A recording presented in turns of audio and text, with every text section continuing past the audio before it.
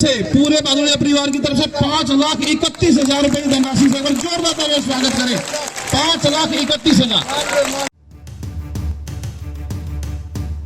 राजनीति जानने वाला हर व्यक्ति जानता होगा कि दिनपुर राजनीतिक क्षेत्र में अपना कितना महत्व रखता है और दिनपुर जब जब जनसभाओं को संबोधित करता है, जब जब किसी जनसभा का आयोजन करता है, वो एक नया इतिहास लिख देता है। चाहे वो कहानी 2008 की हो, 2017 की हो या अब 2022 की बात की जा रही है। एक बार फिर से 2022 में दिनपुर ने एक विशाल जनसभा का आयोजन किया और यह आयोजन छावला वार्ड के आम आदमी पार्टी के प्रत्याशी जीता नंबरदार के समर्थन में रखा गया था। पूरा दिनपुर गांव इकट्ठा हुआ और उसने एक स्वर में एक ताल ठोक कर कहा कि इस बार तो जीता नंबरदार ही। आखिर जीता नंबरदार के नाम पर इस तरह से समर्थन क्यों हो रहा है, यह सोचना बेहद गौरतलब है।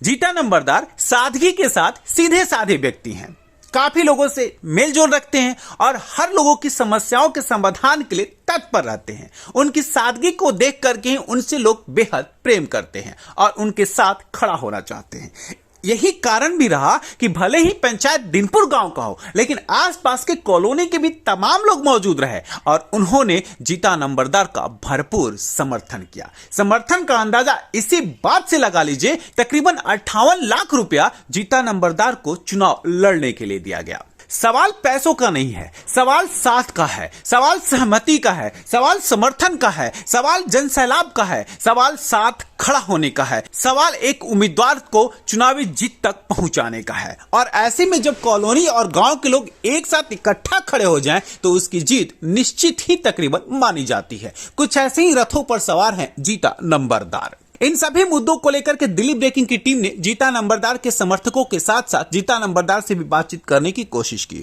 और जानना चाहा कि आखिर किन चुनावी रणनीतियों के तहत वो अपने चुनावी रथ पर सवार हैं। जवाब भी बेहद दिलचस्प था।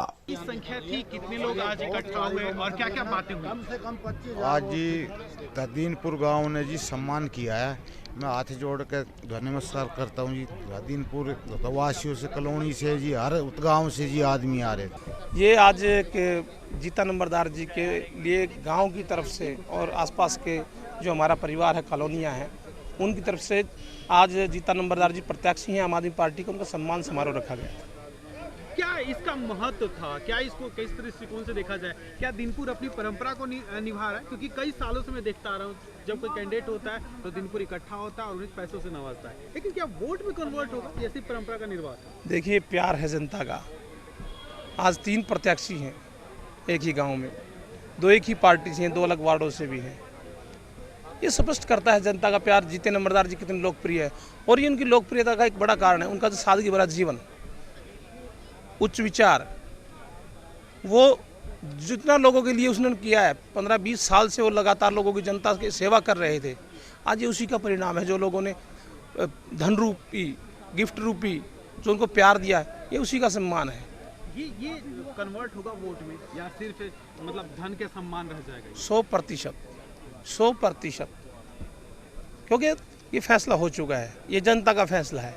इसे ना आप नकार सकते, ना मैं नकार सकता हूँ। देखते ही प्यार बनता है। बहुत ही बड़ी जन समूह के रूप में एक जीता नंबरदार जी के सम्मान में स्वागत सभा रखी गई थी। करीब 2000 से ऊपर आदमी इकट्ठे हुए और आशीर्वाद के रूप में 70 लाख रुपए जीता नंबरदार जी को धनराशि देकर आशीर्वाद दिया है। जनता का प्यार इनके स्वभाव को, इनके कर्मठता को देखते हुए ही बनता है। चुनाव आंकड़ों का खेल है, चुनाव नीतियों का खेल है, चुनाव मैनेजमेंट का खेल है।